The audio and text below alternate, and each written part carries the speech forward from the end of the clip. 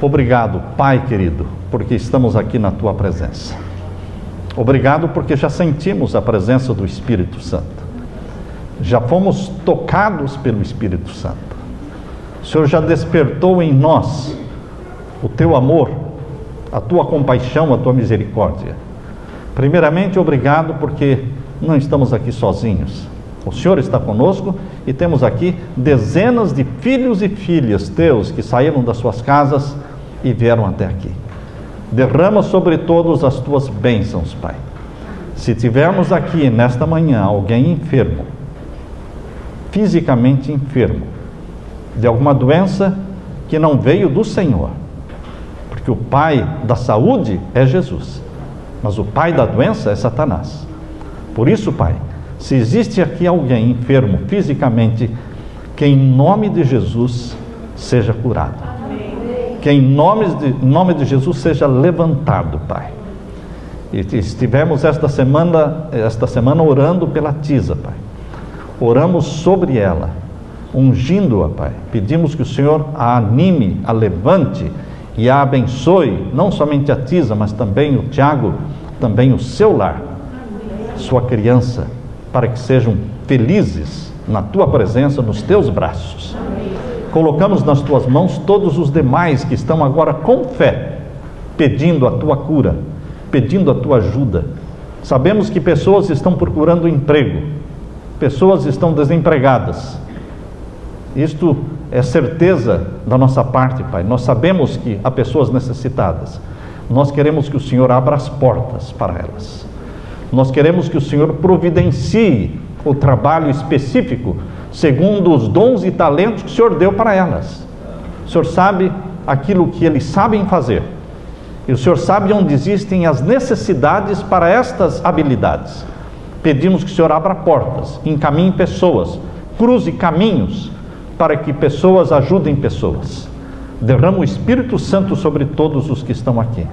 Conforta o nosso coração com a Tua mensagem, e que o Senhor lance luz celestial sobre o estudo da Tua palavra, em nome de Jesus que pedimos e agradecemos. Amém, Senhor. Queridos, a mensagem que Deus pediu para eu pregar para vocês nesta manhã é: não seja um Tomé. Existem muitos Tomés espalhados por aí. Não precisa mais um, já tem muito. Então, não seja um Tomé. O que quer dizer isso? Corre o mundo uma expressão que muitas vezes é usada em tons de brincadeira, mas eu costumo dizer que a gente fala em tons de brincadeira aquilo que a gente quer falar, mas é verdade. O que a gente está falando sempre é verdade, mesmo quando falado em tons de brincadeira. Muitas verdades são ditas em tons de brincadeira. Acredita nas brincadeiras. Comece acreditando nas brincadeiras. As pessoas dizem assim: ele é um Tomé. E minha sugestão é que você não seja um Tomé. O que quer dizer a frase ele é um Tomé? Essa frase é sinônima, reflete um estilo de vida negativo. Há pessoas que só acreditam naquilo que vem, naquilo que pegam. Se não estiver pegando, se não estiver apalpando, se não estiver vendo, a pessoa não crê. Interessante que essas pessoas assim, elas se descrevem de forma positiva, dizendo: não, eu sou realista, eu sou pé no chão, não sou sonhador. Queridos, quem vai para o céu é sonhador, porque você tem que ir para um lugar que você nunca viu. Você ouviu falar, mas nunca, jamais alguém viu. Agora, você tem que sonhar com isso. Você tem que sonhar em se casar, senão um dia você não vai se casar. Tem que se sonhar com aquilo que você deseja, tem que se tornar realidade na sua mente, no seu sonho. Você se visualiza fazendo aquilo, você sente o prazer de fazer aquilo, e você vai fazer aquilo, pela graça de Deus. Porque você sonha alto, você pensa grande. Você não é um Tomé. Não, depois que Deus me curar, eu agradeço. Por que não agradecer antes? Não, mas eu não senti a cura. Por que não agradecer antes de sentir? Os sentimentos são enganosos, meu irmão. Os sentimentos são enganosos. Você não precisa andar atrás dos sentimentos. Coloque a fé na frente dos sentimentos. Coloque a palavra que saiu da boca de Deus em primeiro lugar. Os sentimentos vêm depois. Os sentimentos existem, mas eles não podem puxar e dirigir a tua vida, não. Eu gostaria de ler com os nossos queridos irmãos o que está em João capítulo 20. Abra sua Bíblia. João capítulo 20. E os versos 24 até o verso 29. Evangelho de João. Para aqueles que ainda não sabiam, o Evangelho de João foi o último livro que foi escrito da Bíblia. O último livro. Interessante que o último livro é o Apocalipse, mas não foi o último a ser escrito. Mas sim o Evangelho de João, que João escreveu depois que saiu da ilha de Patmos. Então agora vamos ler então o capítulo 20 e os versos 24 até o verso 29. Aqui lemos: Ora, Tomé, um dos 12, chamado Dídimo, não estava com eles quando veio Jesus. Os discípulos estavam reunidos, mas Tomé não estava com eles. Não sei onde ele estava, porque ele deveria estar com os discípulos, né? Estavam todos os discípulos reunidos, fechados dentro de uma sala. Ele não estava ali. E o verso 25: Disseram-lhe, pois, os outros discípulos: Vimos o Senhor. Nós vimos o Senhor. Mas ele disse: Se eu não vir o sinal dos cravos em suas mãos, e não meter o meu dedo no lugar dos cravos, e não meter a minha mão no seu lado, de maneira nenhuma o crerei. Veja só o tipo de discípulo. Nós temos muitos membros da igreja, nós temos muitos cristãos do time do Tomé, desse tipo. Eu não acredito. Ah, vocês vão fundar uma igreja em Jacksonville? Já fundaram 2 e morreram. Morreram as 2. Queridos, há pessoas, eu me lembro, uma vez eu estava fazendo um evangelismo no centro de Fortaleza, na igreja central de Fortaleza. E o rapaz que era responsável pelo som, ele disse no domingo ele perguntou: o senhor quer? Porque eu pedi 8 pessoas cantando na frente, 8 microfones. Ele falou: pastor, amanhã é segunda-feira, não vai vir ninguém. Segunda-feira não vem ninguém. Falei: eu quero. Qual é o seu trabalho? Não é o do som? Não é montar a equipe? Não é? Então monte a equipe, 8 microfones. Mas não vai, o povo não vai vir, não importa se vem ou não vem. O seu trabalho é colocar 8 microfones lá e botar 8 pessoas cantando lá na frente. Segunda noite, a igreja estava cheia. E Deus abençoou. E Deus abençoou. E 40 pessoas tomaram a decisão pelo batismo. Mas antes do batismo ele disse: pastor, isso é fogo de palha. Essas pessoas não vão ficar. Queridos, há pessoas que só puxam para trás. Eu não preciso, você não precisa de gente assim. Ah, vocês estão abrindo uma igreja? Ah, não vai para frente. Ah, vocês estão abrindo uma empresa aqui? Ah, não vai dar certo. Vamos ser realistas. Queridos, nós não precisamos ser realistas, nós precisamos sonhar. Porque Deus é grande, nós podemos pensar grande e empreender grandes coisas em nome de Jesus. Não é para a nossa glória, é para a glória de Deus. Tomé, ele disse: eu não acredito. Vocês viram, mas eu não acredito. E o verso 26 diz: 8 dias depois, estavam outra vez os seus discípulos dentro, e com eles agora estava quem? Tomé. Agora ele estava lá. Chegou Jesus, estando as portas fechadas. Não sei como é que Jesus entrou, porque se tem janelas fechadas e portas fechadas, como é que se entra? Queridos, para quem é ressuscitado, glorificado, com corpo glorificado, espiritual, corpo glorificado, mas é corpo humano. Não existem portas, irmãos, não existem paredes, não. Jesus se colocou no meio deles, apresentou-se no meio e disse: paz seja convosco. Agora vejam o verso 27. Depois disse a Tomé: põe aqui o teu dedo e vê as minhas mãos, e chega a tua mão e mete-a ao meu lado, e não seja incrédulo, mas crente. Como é que Jesus chama a pessoa que diz: não, eu tenho que ver para crer? Como é que Jesus chama essa pessoa? Incrédula. E como é que as pessoas que acreditam antes de ver são chamadas? Ah, esse é um sonhador, esse aí está voando, né? Não, queridos, eu prefiro ser sonhador do que incrédulo. Não seja incrédulo, mas crente, porque nós vamos viver num novo céu e uma nova terra, uma nova Jerusalém que nunca ninguém jamais viu. Eu tenho que sonhar com isso, acreditar nisso.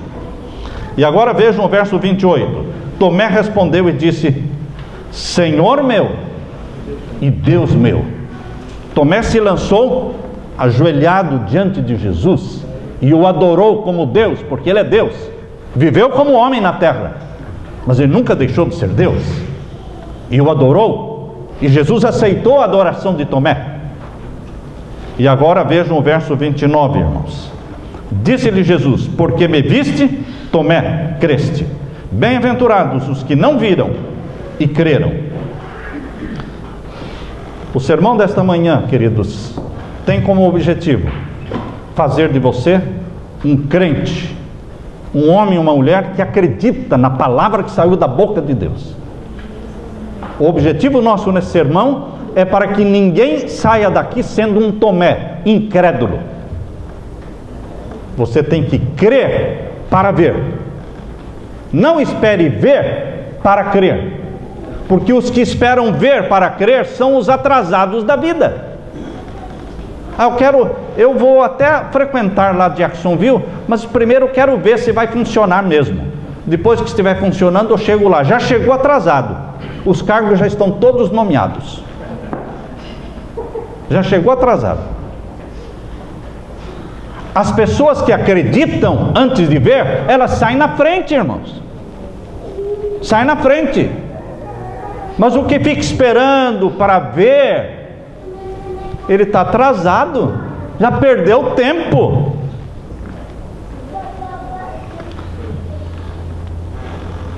Qual é o seu estilo de vida, meu querido?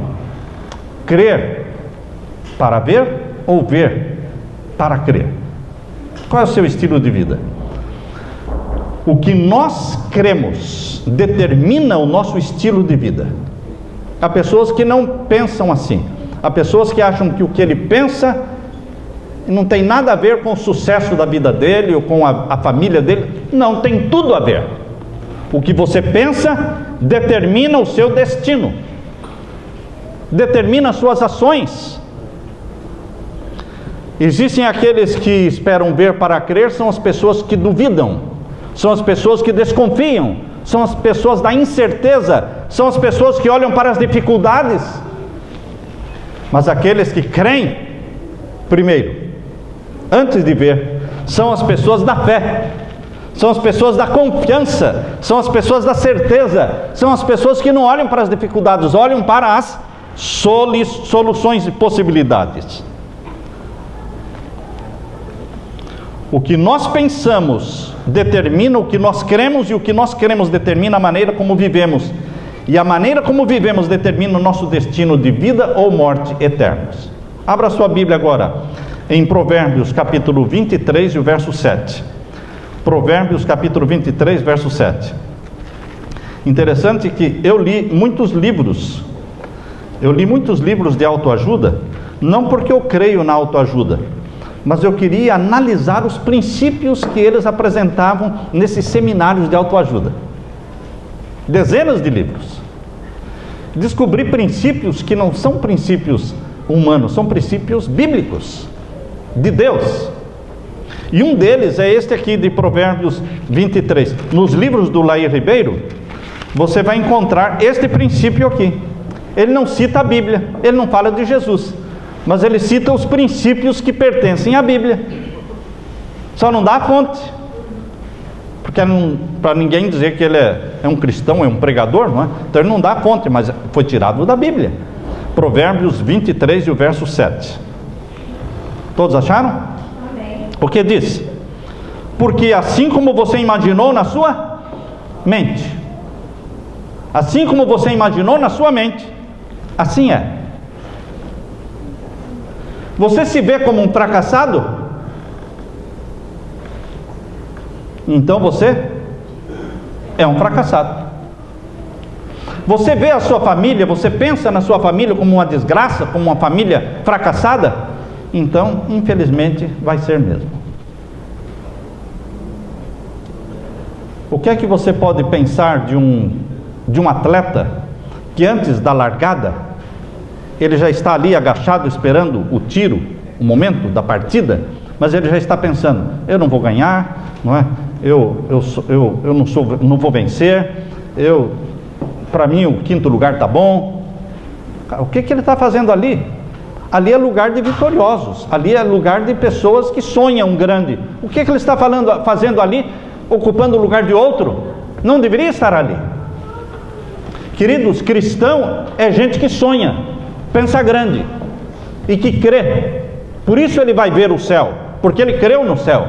Por isso que um dia ele vai entrar pelas portas da Nova Jerusalém, porque ele acreditou e visualizou a Nova Jerusalém. Ele já se viu entrando ali muitas e muitas, dezenas de vezes. Ele visualizou Jesus com os braços abertos, recebendo, ele correndo ao encontro de Jesus e se ajoelhando diante de Jesus, tirando a sua coroa e colocando aos pés de Jesus sua coroa, dizendo: eu devo a ti, Senhor, toda a minha vitória. Ele já visualizou isso, ele acreditou nisso. Assim como você imaginou na sua alma, assim é.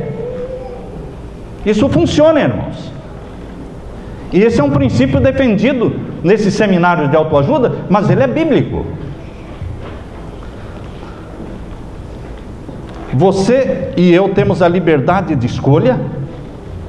Você e eu temos o livre-arbítrio que Deus nos deu. Diariamente nós temos que decidir conscientemente quem terá o domínio da nossa mente. Existem 2 poderes na terra que disputam o domínio da tua mente: Satanás e Jesus. Os 2 querem dominar a sua mente. E você vai decidir quem terá o domínio da sua mente. Satanás, ele usa mentiras, sutilezas, ele é muito sutil para conseguir o domínio da sua mente. Ele não se apresenta como ele é. Agora Jesus é muito transparente. Ele diz: eu sou Jesus de Nazaré, eu morri por você na cruz há 2000 anos atrás, e eu quero que você submeta a tua mente a mim, me aceite como Senhor da tua vida. Jesus é muito claro, ele não engana a pessoa. A pessoa toma uma decisão consciente. Então, queridos, nós temos que tomar a decisão, quem vai ter o domínio da nossa mente. Cada um escolhe o seu estilo de vida. Deus não nos julga por um ato isolado da vida. Mesmo que você tenha feito uma grande tolice na sua vida, mesmo que você tenha feito um grande pecado na sua vida, mesmo que você tenha matado alguém, mesmo que você tenha adulterado, mesmo que você tenha feito um pecado grande, você não vai ser julgado por aquele pecado. Como isso, pastor? Graças a Deus não é assim. Graças a Deus não é assim. No julgamento humano, você é julgado por um ato isolado na tua vida. Ou porque matou, ou porque roubou, ou porque fez isso, ou porque fez aquilo. Você é levado à corte e é julgado por um ato isolado. Mesmo que tenha acontecido somente uma vez na sua vida, você vai ser julgado por aquele ato. Com Jesus não é assim. No julgamento celestial, você não é julgado por um ato isolado.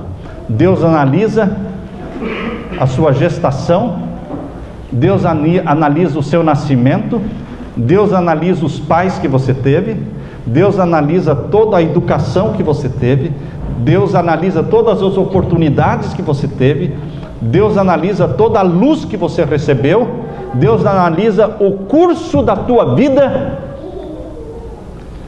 Deus não vai te julgar por um assassinato, assim como não julgou Moisés por ter sido um assassino. Lembram que Moisés matou um egípcio? Mas ele não foi julgado por um ato isolado, porque aquele ato foi isolado na vida de Moisés. Lembram-se vocês que Abraão mentiu? Mas como Abraão, que mentiu que Sara era sua irmã, como é que ele se tornou pai da fé? Porque Deus não julga a pessoa por um ato isolado. Lembram-se vocês que Sansão suicidou? Será? Qual foi a última frase na boca de Sansão? Morra eu com os filisteus. E as colunas caíram sobre ele. E as pessoas dizem: não, o suicida está perdido. Eu não quero incentivar ninguém a suicídio, não, irmãos, mas eu quero dar misericórdia. Eu quero que haja misericórdia, e que você não rotule as pessoas de perdidas ou salvas, não, irmãos. Creia na misericórdia divina. Deus não julga uma pessoa por um ato isolado. Deus analisa o curso da vida de uma pessoa, e Deus usa de misericórdia. Queridos, o rumo da nossa vida, o nosso estilo de vida, não pode ser de Tomé, duvidando de tudo, sempre um pé atrás. Tem mulheres que são otimistas e sonhadoras, e o marido é pé atrás, então é como estando arrastando um cemitério. Há mulheres que dizem: pastor, eu me sinto arrastando um cemitério atrás de mim. Não vai, é pesado, porque tudo o que eu vou fazer, ele diz: não vai dar certo, não vai dar certo. Fecha essa boca e para de falar coisa negativa, porque você recebe aquilo que a boca fala. Dá para você decorar esta frase? Dá para você decorar essa frase? Você recebe o que a boca fala. Fala de bênção, recebe bênção. Fala de maldição, recebe maldição. Queridos, há poder nas palavras que saem da sua boca. Palavras não são vazias, não. Palavras estão repletas de conteúdo, recheadas de conteúdo, de energia. E você levanta pessoas com palavras, e você derruba pessoas com palavras. Quando o pai diz para o filho: você é um inútil, você não sabe fazer nada mesmo. O que esse jovem vai fazer? Ele vai dizer: não, vou provar para ele que eu sou. Não, esse jovem vai dizer, é mais fácil esse jovem dizer: meu pai sempre falou que eu era inútil, não sei fazer nada. Eu acho que eu sou mesmo. Ele se convence de que não presta mesmo. Você levanta pessoas com palavras, você derruba pessoas com palavras. Elas não são vazias. Ou são carregados do Espírito Santo, ou são carregados do Espírito maligno. Esposas levantam os maridos. Marido sai de casa de manhã com a cabeça levantada, porque foi animado pela mulher, e ele sai como um vitorioso, irmãos. Ou então pode sair como um fracassado, como um perdedor. Crer para ver é o caminho da fé, irmãos. É o caminho da vitória, é o caminho de Jesus. O que significa crer para ver? Significa agradecer a cura antes de sentir a cura. Eu quero que você medite nisso aqui agora. Você que está sentindo dor, você que tem câncer, você que tem diabetes, você que está com depressão, você costuma louvar a Deus pela cura? A pessoa me diz: pastor, como é que eu posso louvar a Deus pela cura se eu estou sentindo a dor? Como é que eu posso louvar a Deus pela cura da depressão se eu não quero ver ninguém, fico fechado dentro de casa no escuro? Queridos, se você não começar a louvar a Deus pela cura, essa cura nunca virá. Você tem que crer na cura antes de sentir a cura. É o crer para ver.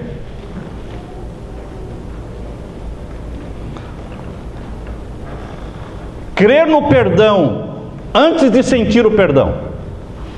Há pessoas que acham que não são perdoadas porque não sentiram-se perdoadas. Dezenas de pessoas já me falaram: pastor, mas eu digo, você está perdoado, mas eu não me sinto perdoado. E que importa, irmãos, o sentir perdoado? Que importa isso? Isso não vale nada para Deus. Há pessoas que se sentem perdoadas e não foram perdoadas. Há pessoas que não se sentem perdoadas e foram perdoadas. O sentimento é enganoso. Não acredite nos teus sentimentos, porque os sentimentos humanos são enganosos. Eu costumo dizer que os sentimentos humanos, eles são o playground de Satanás. É ali que ele brinca com você. Satanás brinca com o ser humano nos sentimentos e escraviza o ser humano através dos sentimentos. Mas não é o que você sente, mas é o que saiu da boca de Deus. Você tem que crer naquilo que saiu da boca de Deus. Creia no perdão. Não importa se você se sente perdoado ou não, creia no perdão. Jesus não disse: se confessares os pecados, eu te... 1 João 1,9 não diz lá: se confessarmos nossos pecados, Ele é fiel e justo. 1 João 1,9. Ele é fiel e justo para nos perdoar os pecados e nos purificar de toda a iniquidade. Isso saiu da boca de Deus. Acredite, pegue esta palavra que saiu da boca de Deus e repita esta palavra com a sua boca. Há poder quando a sua boca repete palavras que foram proferidas pela boca de Deus. Há poder nisso, porque você se apropria das palavras de Deus. Isso influencia a sua vida. Crer para ver, irmãos, é perdoar alguém mesmo quando não sentimos nenhuma vontade de perdoar. Como é que eu posso perdoar uma pessoa se eu tenho raiva dela? Como é que eu posso perdoar uma pessoa se eu não tenho vontade de perdoar? E quem disse para você que para perdoar uma pessoa você tem que gostar dela? Quem disse isso para você? Onde é que está escrito isso na Bíblia? Você pode perdoar uma pessoa sem gostar dela. Você pode perdoar uma pessoa sem morrer de amores por ela. Porque perdão não é sentimento, irmãos. Perdão é uma decisão que você faz. Deus pediu para eu perdoar. Isso está na Bíblia. Se não perdoardes aos que vos ofendem, Deus também não vos perdoa. Isso está na Bíblia, então eu tenho que perdoar. Não importa, Senhor, eu não estou com vontade de perdoar, eu não gosto dela, mas em nome de Jesus eu decido perdoar. Perdão é uma decisão. Você decide perdoar e está perdoado, embora você não se sinta bem com aquela pessoa. Esses sentimentos, irmãos, vão mudar com o tempo, mas você tem que colocar a razão na frente dos sentimentos. Crer para ver, queridos, é obedecer um mandamento de Deus, mesmo que pareça loucura. O que você está fazendo é loucura. Pode parecer loucura, mas é o que Deus pediu. E eu estou agindo em cima do pedido do meu Deus, embora pareça loucura. Crer para ver, irmãos, é tomar decisões baseadas na palavra que saiu da boca de Deus. Isso é fé. Abra sua Bíblia em Hebreus capítulo 11, verso 1. Hebreus capítulo 11, verso 1 diz que nós temos que viver da fé, andar pela fé e pertencermos aos heróis da fé. Hebreus capítulo 11 é um capítulo que tem aqui uma lista, né? Uma galeria de heróis da fé. Hebreus capítulo 11. E aqui explica o que é fé. Capítulo 11, verso 1. Vamos ler, de Hebreus. Ora, a fé é o firme fundamento das coisas que se esperam e a prova das coisas que se não veem. Fé não é duvidar, é firme fundamento. Você não precisa ver para ter fé. Você tem fé naquilo que você nunca viu. E não é uma fé assim, duvidosa. É uma fé como firme fundamento, um alicerce, não é de concreto, não é? É um fundamento forte. E aqui diz, é a prova das coisas que não se viram ainda. Exercemos a dúvida quando não aceitamos a palavra de Deus ao pé da letra. Exercemos a dúvida quando não aceitamos o conselho da Bíblia sobre um determinado assunto. Quando você vai fazer decisões, tomar decisões, consulte a Bíblia. Veja qual é o conselho da Bíblia e tome decisões em cima do que saiu da boca de Deus. Quando eu ouço alguém falando assim, pastor, eu sinto que eu devo voltar para o Brasil. Eu sinto que eu devo ir morar em tal lugar. Eu falei, está totalmente errado. Você não pode tomar decisões em cima daquilo que você sente. Você sabe que a maioria dos erros que acontecem nos voos, nos aviões, os aviões são muito bem equipados, irmãos. A tecnologia é muito perfeita. A maioria dos erros, dos acidentes, não é por causa de falha na máquina, nos aparelhos. A maioria dos acidentes é falha humana, porque o piloto deixou de crer nos aparelhos e passou a crer nos sentimentos. Não, eu sentia que a direção que eu estava seguindo era errada. Você sentiu que era errada, mas não era errada? Você sentiu que estava indo para o norte, mas você estava indo para o sul. Seu sentimento te enganou.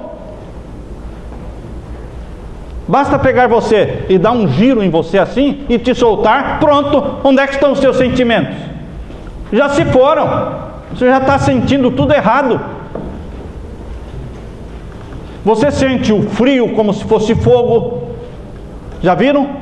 Pessoas que estão com os olhos vendados e alguém encosta nelas um objeto de metal gelado. Para ela é como se fosse o quê? Fogo. E não é fogo, é gelo. Quando gira uma pessoa rapidamente para a direita, vai girando e para de repente o giro e pergunta, o que é que você está sentindo? Agora estou girando para a esquerda, rapidamente. Não está girando para a esquerda, você está parado. Os sentimentos são enganosos. Então não use essa expressão, eu sinto que eu devo me separar, eu sinto que eu me devo casar. Como eu sinto? Os sentimentos. A Bíblia diz que o coração humano é enganoso, irmãos. Abra sua Bíblia em Jeremias capítulo 17, verso 9. Jeremias capítulo 17, verso 9 diz assim, enganoso é o coração, mais do que todas as coisas, perverso, quem o conhecerá? Como é que eu posso acreditar nos meus sentimentos, se o meu coração, os meus sentimentos me enganam? Eu sinto que a igreja é essa. Não, irmãos. Não. Se a igreja que você deve frequentar é essa ou aquela, é em cima da palavra de Deus e não em cima do seu sentimento. Tem gente que está no espiritismo porque acha, eu sinto que aqui é o meu lugar. Queridos, o assassino, não, eu sinto que eu devo matar aquele cara. Como?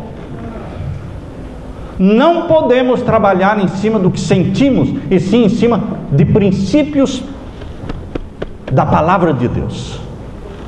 Deus não autoriza você a fazer decisões com base nos sentimentos. A Bíblia diz em Salmos, abra sua Bíblia agora, em Jeremias mesmo, você já está em Jeremias 17, só ler o capítulo 17, verso 9 agora, capítulo 17 de Jeremias, verso 9. Esse é o enganoso, é o coração mais que todas as coisas, e perverso, quem o conhecerá? Agora o verso 7 de Jeremias 17. Bendito é o homem que confia onde? No Senhor, e cuja esperança é o Senhor. Jeremias 17, verso 7. Agora vejam o que diz Tiago, capítulo 1. Abra sua Bíblia. São princípios de fé. Tiago, capítulo 1, versos 6 a 8. Tiago, capítulo 1.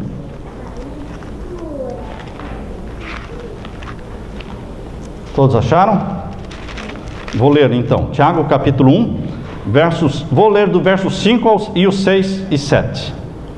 Se alguém de vós tem falta de sabedoria, Peça a Deus, que a todos dá liberalmente, e não o lance em rosto, e ser-lhe-á dada.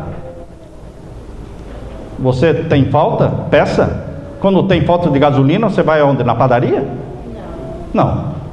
Quando você tem falta de pão, você vai no posto de gasolina? Não. Você tem que ir no lugar certo. Tem falta de sabedoria? Você vai para a escola? Você vai para a universidade? Quem tem falta de sabedoria, vai aonde? A Deus. Aqui diz, aquele que tem falta de sabedoria, se você tem falta de sabedoria, peça a Deus. E Deus dá. Senhor, eu não sei fazer isso. Me deram para fazer isso, eu não sei, eu nunca aprendi. O Senhor me ensine. Será que Deus vai falar, não, eu não vou te ensinar. Quebra a cara e o problema é seu. Deus nunca vai fazer isso com você. Eu conheci um mecânico, ele trabalhava com ônibus, consertando ônibus.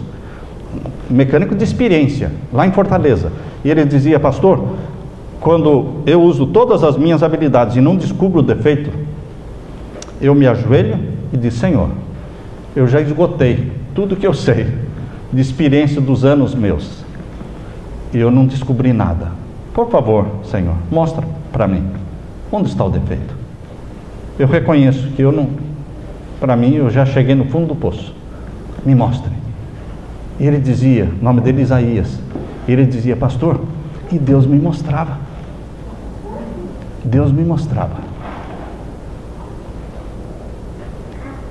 Isso acontece comigo. Um dia essa semana passada, eu queria passar o sermão da máquina para o meu computador. Simples, para quem sabe. Para quem não sabe, não é simples. Essa geração nova que nasce aí com o computador na mão é simples. Mas para mim, que nasci em 1951, estou com 65 anos de idade, não é tão simples assim. E queridos, eu tinha que passar, porque o sermão foi gravado não no memory card. Quando é colocado o sermão é gravado no memory card, eu tiro dali o memory card, coloco no computador e passa. Mas foi gravado na máquina, não no memory card. Falei, e agora? Como é que eu vou passar daqui para lá? Tem que ter um fiozinho. E que fiozinho é esse? Onde está? Eu não tenho esse fio. Orei, e com a máquina, girando a máquina na minha mão, falei, Senhor, eu não consigo mesmo, vai ficar sem, eu não vou poder aproveitar esse sermão. Aí, a minha mão tocou debaixo daquela alcinha que tem ali, debaixo, eu senti que o meu dedo, eu segurando a máquina, olhando para ela, eu senti que o meu dedo cedeu. Eu apertei assim, cedeu, falei, tá mole isso aqui. Aí, levantei a alcinha, e falei, tá mole, levantei, tem uma portinha ali. E quando eu levantei, tinham 3 buraquinhos. Falei, Senhor, eu já tinha desistido, falei, não vou conseguir. Deus colocou meu dedo ali, queridos, e mostrou, é aqui. Em questão de 5 minutinhos, eu tinha transferido. Nós temos que confessar a nossa ineficiência, irmãos. Nós temos que confessar diante de Deus a nossa pequenez, as nossas limitações, e falar, Senhor, eu não sei mesmo. É vergonhoso falar, mas eu não sei fazer isso, não sei fazer aquilo, me ajude, Senhor. O Senhor é o Senhor da minha vida. Queridos, aqui diz em Tiago, capítulo 1, e o verso 7. O verso 6, que nós lemos o verso 5, agora o verso 6. Peça, porém, com fé, não duvidando, porque o que duvida é semelhante à onda do mar, que é levada pelo vento e lançada de uma para outra parte. Não pense que tal homem que receberá do Senhor alguma coisa. Quem pede duvidando, Deus vai atender? Não, não vai atender. Queridos, as 2 palavras que se destacam aqui em Tiago é fé e dúvida. Seja o homem e a mulher de fé, e não da dúvida. Eu quero contar para vocês a história que eu li no livro A Poder em Suas Palavras, escrito pelo pastor Dom Gosset. Pastor Dom Gosset, ele, quando nasceu a sua filhinha Giane, a sua esposa foi atacada de febre reumática. O médico informou que essa enfermidade tinha sido causada pela deficiência de cálcio. Essa deficiência de cálcio, durante a gravidez, fez com que a neném Giane nascesse com as mãos e os pés deformados.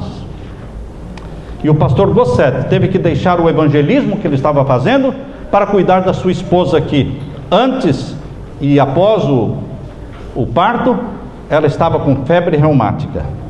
A esposa do pastor sofria fortes dores, deitada numa cama, semanas e semanas deitada, noite após noite.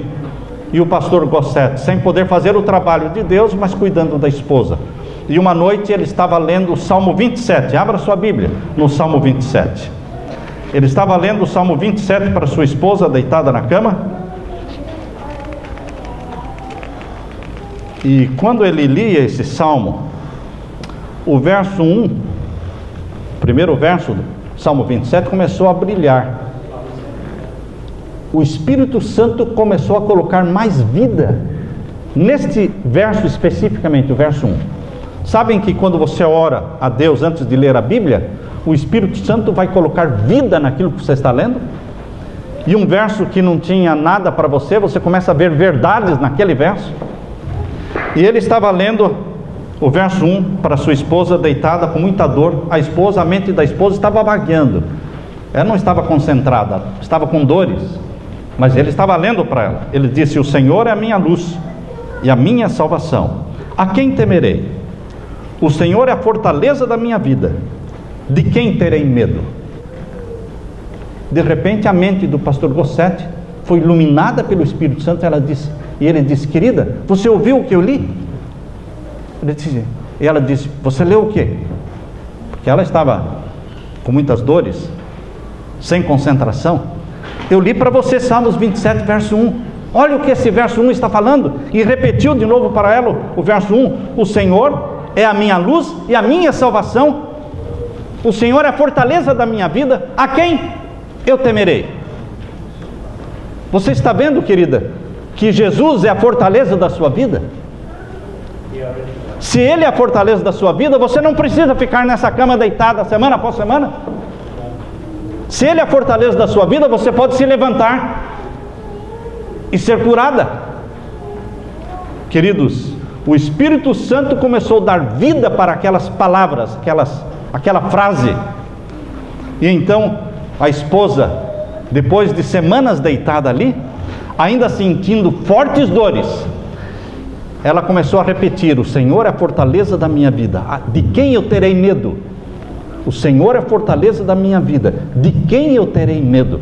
E ela, sentindo fortes dores, ainda começou a se levantar, colocou-se em pé, com os pés continuavam inchados, e as dores continuavam iguais, irmãos. Mas ela continuava repetindo: o Senhor é a fortaleza da minha vida. Ela não estava crendo no que ela sentia. Ela não estava crendo no que ela estava vendo, pés inchados. Ela estava crendo nas palavras que saíram da boca de Deus. E ela começou a andar no quarto. E dentro de pouco tempo, os pés desincharam e as dores desapareceram. Mas ela creu, para depois o quê? Ver o milagre. O milagre não aconteceu antes, aconteceu depois. Queridos, nós temos que agradecer pela cura antes da cura acontecer. Louvar a Deus por algo de bom que você não sentiu ainda. Eu costumo dizer que é como aquela criança que agradece o papai pela bicicleta que vai ganhar no dia do seu aniversário. Ó papai, eu quero agradecer a bicicleta que o senhor vai dar para mim no dia do meu aniversário. Mas o pai não tinha prometido bicicleta nenhuma. Mas aí, semana após semana, o menino está agradecendo a bicicleta que vai ganhar no dia do aniversário. E o pai fala com a esposa e diz: eu vou ter que dar uma bicicleta para esse menino. Se eu não der uma bicicleta para ele no dia do aniversário dele, ele vai morrer, porque ele está o ano todo me agradecendo pela bicicleta. Vocês estão percebendo o que acontece quando você começa a louvar a Deus pela cura? Uma cura que você não viu, uma cura que você não sentiu, mas você começa a contar para as pessoas que Deus te curou e louvar a Deus por isso. Você traz até uma oferta de gratidão pela cura e Deus se sente o quê? Eu vou ter que fazer alguma coisa. A pessoa está crendo e por isso ela verá a glória de Deus. É isso que Deus quer que você e eu façamos, irmãos. Deus sabe que nós somos frágeis na fé, Deus sabe disso. Você recebe o que você diz, o que você fala. A maioria das pessoas são do tipo do Tomé. João 20, verso 25. Se eu não vir os sinais nas mãos, se eu não colocar os meus dedos nos sinais, se eu não colocar os meus dedos aqui do lado para ver se está ferido, eu não crerei. A maioria é assim, mas a maioria não vai para o céu. Será que isso é novidade? Eu falar aqui que a maioria não vai para o céu? A maioria não vai para o céu, irmãos. A maioria não cabe no caminho estreito. E a Bíblia diz, Mateus capítulo 7, existem dois caminhos, não dois caminhos para o céu. Existem dois caminhos, o estreito e o largo. O estreito leva para o céu, o caminho largo leva para a perdição. A maioria não cabe no caminho estreito. É pouca gente que entra por ele, anda por ele. Então, queridos, a maioria é o ver para crer, mas a minoria, eles acreditam, eles creem, por isso eles verão a glória de Deus. Eu estou desafiando você para fazer parte da minoria, aqueles que agradecem antes de receber, aqueles que louvam a Deus pela cura antes de sentir. Eu tenho que ver para crer? Será? Eu preciso ter certeza de que recebi a bênção para depois agradecer? O método de Jesus, e eu deixo para você, é agradecer antes de receber, louvar a Deus pela cura antes mesmo de sentir a cura, louvar a Deus pelo esposo sendo solteira, louvar a Deus pelo bom trabalho estando ainda desempregado, louvar a Deus pela bênção antes de receber. Deus não quer que você tenha uma fé de gigante. Jesus disse, se você tiver fé do tamanho de um grãozinho, uma sementinha de mostarda, você pode ter uma pequena fé, irmãos. Não precisa ser uma grande fé. Uma pequena fé já move montanhas. Já move montanhas. Jesus disse em João capítulo 15, verso 7. Jesus disse, se vós estiverdes em mim, e as minhas palavras estiverem em vós, pedireis tudo o que quiserdes, e vos será feito. Isso é um cheque em branco para você. Você já viu cheque em branco? Quando alguém assina e dá na tua mão, e ele está em branco, e você pode pôr a quantia que você quer. Todos dizem, assinar cheque em branco é loucura, mas Deus assina cheque em branco. Você coloca no cheque o que você quer. João 15, verso 7 é um cheque em branco. Pedireis tudo e vos será feito. Em vez de colocar tudo, coloca a tua necessidade. O que você está precisando? Coloca a tua necessidade. Outro cheque em branco, irmãos, está em João capítulo 14, verso 13. Este é outro cheque em branco. João, o Evangelho de João capítulo 14 e o verso 13. Eu quero ler para vocês. Eu estou deixando com vocês alguns cheques em branco. O primeiro foi de João capítulo 17, capítulo 15 melhor, verso 7. E agora o segundo cheque em branco é João capítulo 14 e o verso 13. Aqui diz, tudo quanto pedirdes em meu nome, eu o farei. Será nesse tudo, você não pode colocar emprego, ou saúde, ou marido, ou você coloca o que você precisa, de verdade. Você não está pedindo luxo, está pedindo algo necessário na sua vida. É outro cheque em branco. Outro cheque em branco também está em Mateus capítulo 7. Mateus capítulo 7, o verso 7, irmãos.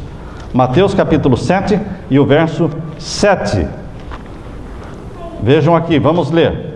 Mateus capítulo 7, o verso 7. Pedi e dar-se-vos-á, buscai e achareis, batei e abrir-se-vos-á, porque aquele que pede recebe, e o que busca encontra, e ao que bate se abre. Este é outro cheque em branco. Queridos, as pessoas que limpavam a igreja, semana após semana, nós não pagávamos pessoas para limpar a igreja. as famílias saíam do seu trabalho e passavam lá na igreja, na semana delas, e faziam a limpeza da igreja, que era uma igreja grande, para 250 pessoas sentadas. Tinha a parte de cima, tinha o basement, era bastante trabalho, e era de graça. Mas eu dizia como pastor da igreja: não esqueçam de pegar o cheque. Depois que vocês terminarem tudo em ordem, tudo limpinho, vão lá no altar e peguem um cheque. Que cheque, pastor? Você nunca pegou? Não.